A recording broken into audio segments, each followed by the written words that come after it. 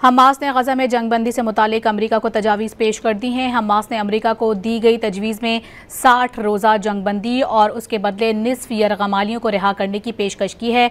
Hamas ने तजवीज़ दी है कि जंगबंदी सिर्फ वक्ती ना हो बल्कि इस दौरान मुज़ाकरात के जरिए जंग के मुस्तकिल खात्मे की ज़मानत भी दी जाए। फिलहाल अमरीका की जानिब से इस खत पर कोई रद्द अमल सामने नहीं आया है।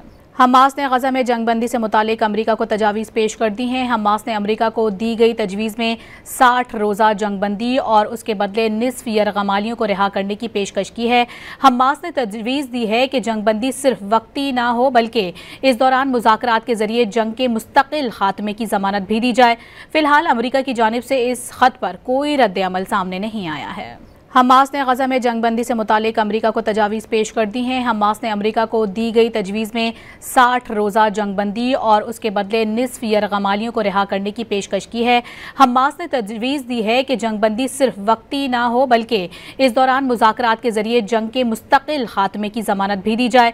फिलहाल अमरीका की जानिब से इस खत पर कोई रद्द अमल सामने नहीं आया है।